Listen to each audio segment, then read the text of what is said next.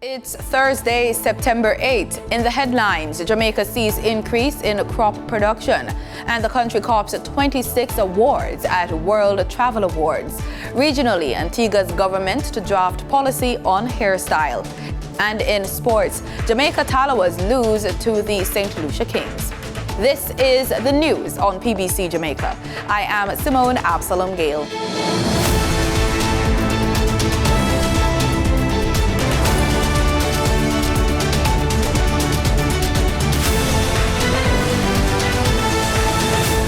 Queen Elizabeth II, the UK's longest-serving monarch, has died at Balmoral, aged 96, after reigning for 70 years. Her family gathered at her Scottish estate after concerns grew about her health earlier on Thursday. And there you have at the railings of Buckingham Palace, they are, in line with tradition, posting the formal notice. And that notice will say that Her Majesty, Queen Elizabeth II, has died peacefully today at Balmoral in Scotland. A lifetime of service to people in the United Kingdom, throughout the Commonwealth, and in many parts of the world. An example of leadership when stray into the realm of politics, and for lots of the ideal symbol of what a constitutional monarchy should be like.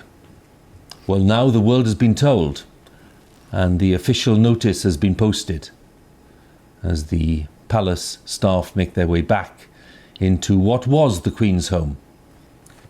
Crowds still gathering at Buckingham Palace because the news has travelled very rapidly here and at Windsor and at all the other royal residences. With her death, her eldest son, Charles, the former Prince of Wales, will lead the country in mourning as the new king and head of state for 14 Commonwealth realms. Jamaica has seen an increase in crop production, so says Minister of Agriculture and Fisheries Pernell Charles Jr. In the first quarter of 2022, domestic crop production grew by 10.4% to 212,134 tons of production. And this growth trajectory continued into the second quarter for April to June of this year. Preliminary estimates of the production for the second quarter show the subsector growing to 219,667 tons, an increase of 7.4% over the corresponding quarter of 2021, and an increase over the first quarter of the year by 3.6%. He noted that it could not be done without stakeholders as the sector recovers from the COVID-19 pandemic. He also explained that there has been an increase in demand for the products both locally and internationally. Minister Charles broke down the best performing crops. Yams, which grew by 16.5%, plantains by 11.7%, cereals including sweet and regular corn by 11%, vegetables which grew by 10.3%, and potatoes by 4.8%. The top contributors to production remain the central parishes, with St. Elizabeth contributing 40,889.5 tons to the total national production volume, followed by 31,870.3 tons from Trelawney. Minister Charles announced that 200 million Jamaican dollars will be allocated to support this year's National Irish Potato and Onion Program. 150 million for the Irish potato and 50 million for onion. And for this program, seeds will be available by mid-October for our farmers, and we will continue to strengthen our relations with the Potato and Onion Producers Association, POPA, with the major traders in the marketplace, and to encourage the members to establish satellite farms and to become more integrated with farmers in the production side of the supply chain. He also announced that the government has procured much-needed equipment to support small farmers. We have acquired, and hear me now, 1 amphibious excavator, 4 pickup trucks, 2 refrigerated trucks, 2 drones, and 2 backhoes, that have been handed over to NIC and RADA respectively. Further, Madam Speaker, there are 6 tractors scheduled for delivery in October. All of this to increase our ability to support the improvement of our land preparation operations and to help lift up our small farmers across this country. These inputs are intended to play an integral role. Minister Charles gave an update on the special incentive program to assist new farmers, which carries a value of $63 million. We can announce that the first tranche of $20 million has been issued by the ministry to RADA, with 5,000 farmers that will get the opportunity for at least 1 acre of land preparation free of cost in our continued strategic efforts to improve and strengthen mechanization in agriculture with a view to increasing production and increasing productivity within this sector. Madam Speaker, in that regard, I want to call on all members here to urge farmers in your respective constituencies to contact RADA, dialogue with the RADA representatives, so that those farmers who are new entrants, particularly, can utilize this facility under our Grow Smart, Eat Smart production program. Minister of Agriculture and Fisheries Pernell Charles Jr. was speaking during the sitting of the House of Representatives on September 7. Meanwhile, Minister of National Security Dr. Horace Chang says he will soon be moving to bring amendments to the Offences Against the Person Act to Parliament to deal with the matter of pepper spray. Currently, it's regulated under the Customs Import Prohibition and Miscellaneous Goods Order Act. And I've given permission for the importation of pepper spray for personal use, not for trading. So, it will not be included. It is for personal use. If I apply for 100 for sale, I don't give it. If you want 5 pepper spray to carry in your handbag and give your sister and your daughter, especially ladies, they'll be approved. And I've so done in the past. But it will be brought in a full regulation in amendments currently being pursued and to be brought to those very early by the Ministry of National Security to bring them on the Offensive Weapons Prohibition Act, which is a different act and covers a number of other items outside of this. Minister of Tourism Edmund Bartlett says that while brand Jamaica has traditionally done well on the international stage, receiving several accolades at the World Travel Awards during an ongoing pandemic was a major milestone. Speaking to reporters following the 29th World Travel Awards held at Sandals Montego Bay on August 31, Mr. Bartlett said it was a reminder that the destination had recovered faster than most of its international competitors. Jamaica and its tourism entities received some 26 awards. The country has been named the Caribbean's leading destination 2022 for the 16th straight year. Jamaica also copped the award for Caribbean's leading cruise destination 2022, Caribbean's leading tourist board 2022 for the 14th year in a row, and Caribbean's leading nature destination. 3 of Jamaica's ports received top awards. Falmouth was named the leading Caribbean cruise port, Montego Bay, the Caribbean's leading home port, and the historic naval dockyard, Port Royal, copping the Caribbean's leading tourism development for 2022. Students at the Franklin Town Primary in Kingston began the 2022-2023 academic year on September 5 in a newly painted building.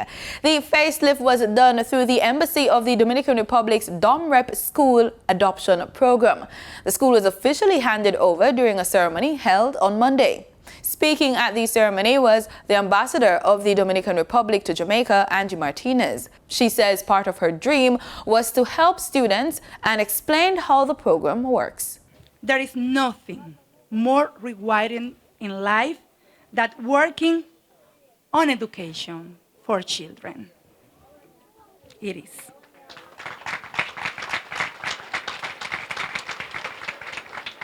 So, this is naturally why one of the initiatives that I most love at the embassy is the DomRep School Adoption Program.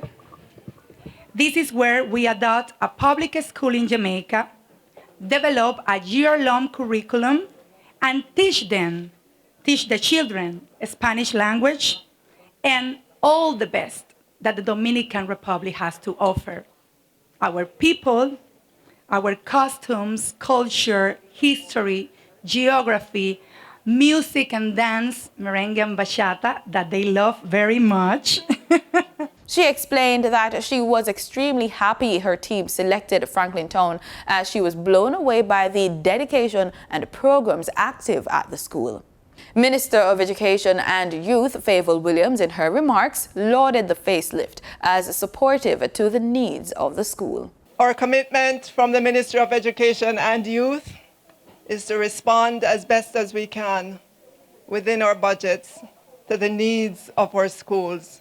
And so we're always happy and grateful for the sponsors who come on to lend their support, their time, their effort to bring things into the school. We appreciate you and we say thanks to you. Minister Williams encouraged students to embrace learning. Embrace it. Learn as much as you can.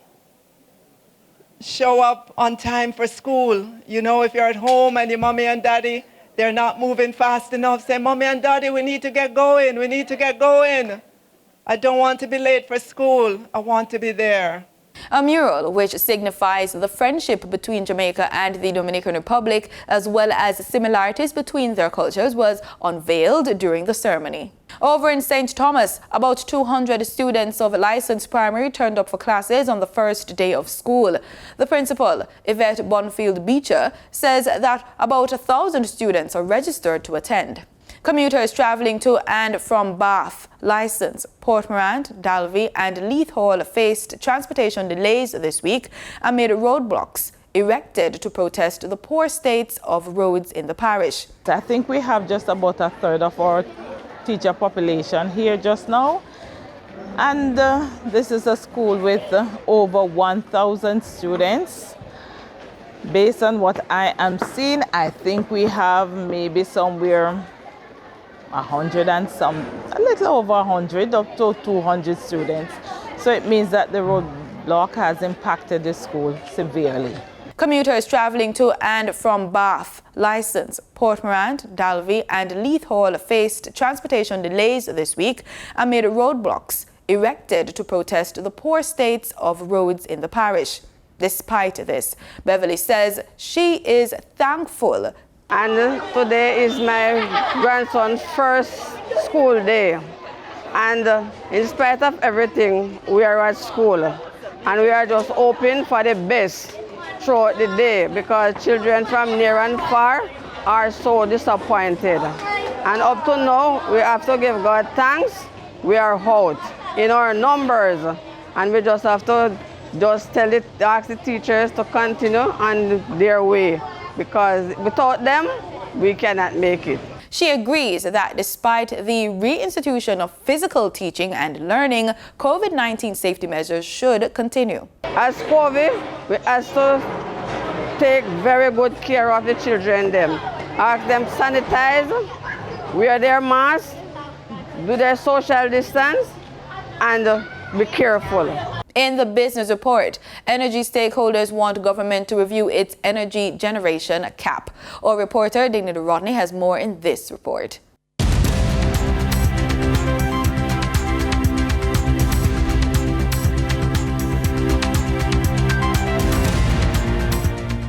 Motorists will pay $4.50 less for gas and diesel when they go to the pumps on Thursday. Reports from PetroJam says down by $4.50. E1087 is to sell for $197.16 per liter, and E1090 is to sell for $201.13. Automotive diesel oil will sell for $233.76 per liter. Continuing with the $4.50 decrease, ultra-low sulfur diesel will sell for $240.74 per liter, and kerosene will sell for $212.30. In the meantime, propane cooking gas will move down by 25 cents to sell for $67.65 per liter, while butane will move down by $1.49 to sell for $75.26 per liter. Remember that retailers will add their own markups to the announced prices. Various stakeholders in the energy industry are calling for the government to revisit the cap placed on how much electricity should be generated by any one energy source. Currently, the National Energy Policy (NEP) outlines that no energy source should contribute more than 50% to energy generation in order to ensure that the island doesn't become overly dependent on any specific energy source. It's also intended to encourage energy diversification. However, stakeholders are calling for a revision to make it easier to integrate renewables, which would be much easier and cost-effective. For your market updates, in foreign exchange trading for Wednesday, September 7, the US dollar sold for an average of $152.34. The Canadian dollar ended trading at $115.10. The pound sterling traded for $173.97, and the euro sold for an average of $155.26. In GSE trading, the GSE index advanced by 1,179 points to close at over 300,000 units. The junior market index advanced by 2 points to close at over 4,000 units. The combined market index advanced by 1,122 points to close at over 300,000 units. And the All Jamaican Composite Index advanced by 1,089 points to close at over 400,000 units. Overall market activity resulted from trading in 112 stocks, of which 43 advanced, 52 declined, and 17 traded firm. Stocks advanced for 1834 Investments Limited, Access Financial Services Limited, and Barita Investments Limited. Stocks declined for 138 Student Living Jamaica Limited, 138 Student Living Jamaica Limited Verbal Preference, and AMG Packaging and Paper Company Limited.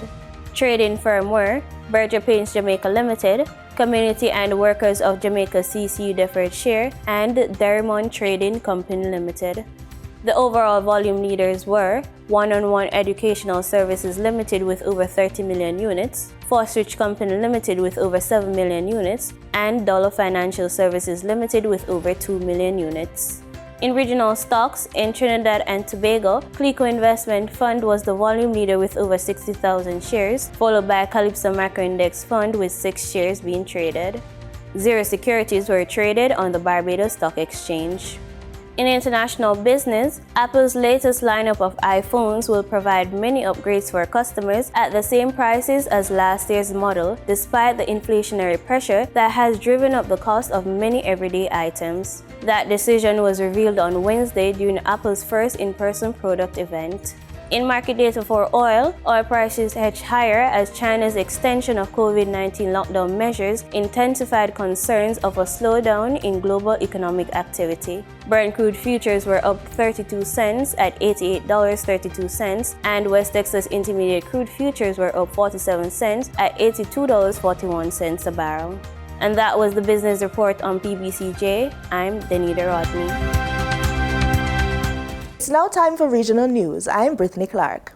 The Caribbean Disaster Emergency Management Agency, CDEMA, has a new chairman. He is St. Lucia's Minister of Education, Sustainable Development, Innovation, Science, Technology and Vocational Training, Sean Edward.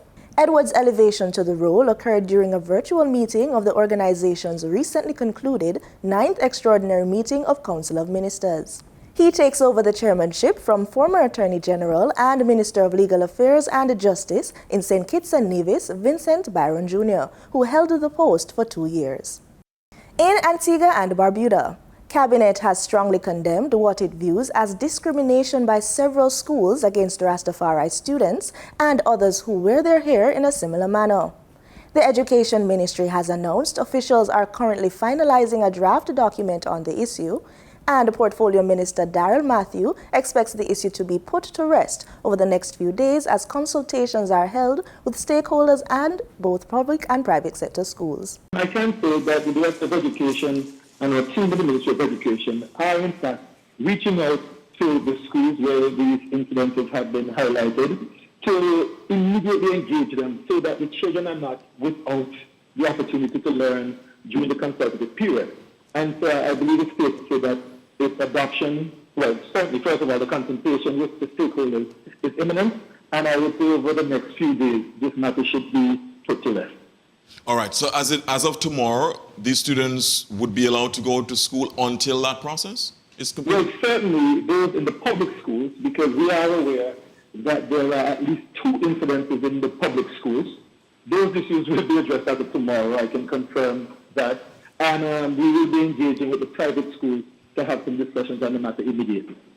All right, excellent on that, Minister. Thank you so much for being definitive on that. Let me ask you, in terms, a final question, in terms, pun intended or pun not intended, some people might be splitting hairs by suggesting, for example, that the draft policy talks about the hair should not be a distraction to the general school population. There might be some people who might, for example, some people might be distracted by it, others are not. So do you think that this would leave a gray area by saying that the hair should not be a distraction to the general school population?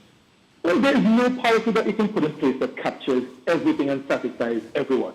But I believe that the intent and the spirit of the policy can be clearly understood. And so, while some persons are easily distracted and others may not be, I believe the spirit of the policy is what we would look at, because there is no way you'll be able to put in definite language, in specific language, everything that captures every possible scenario. In Trinidad and Tobago, a visually impaired student is celebrating his success in the CSEC examinations. Sebastian Ramsaran received 5 grade 1s and 2 grade 2s. Now his message to the nation is that nothing is impossible. I am still in shock, to be honest. Still in shock. Why? Because Sebastian Ramsaran has overcome a series of challenges caused by his visual impairment. It's something he was born with. My condition is called optic nerve atrophy. It's basically the optic nerve that's leaving my eyes is damaged. Not all the information that comes into my eyes gets relayed to my brain. Sebastian can only see about 5% of what someone with a good eyesight can see. I couldn't see the board, so I had to use a binoculars to see the board to actually take down notes. I couldn't see my textbook. I had a next device I used to magnify the text. Just a few of the obstacles he faced, but still persevered to reach his goal. And that he did, excelling in his CSEC exams, attaining 5 1s and 2 2s, with his specialty being sciences. Originally, I thought, is this my results? Is this I who did this? The 17-year-old Asha San Fernando student credits his success to his teachers, friends, the Blind Welfare Association, but most of all, his parents. They have helped me regardless of anything people said or did. And their support meant the world and means the world to me. But Sebastian's accomplishments don't end in the classroom. He's also done well in sports and also plays music.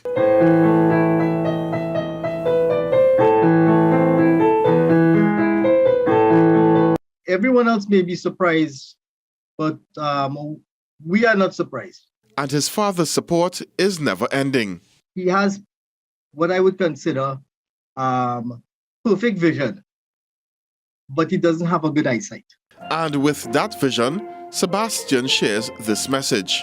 Anything is possible, no matter who you are, no matter what position you are in. Among his future plans are CAPE exams, university, and to one day become a role model.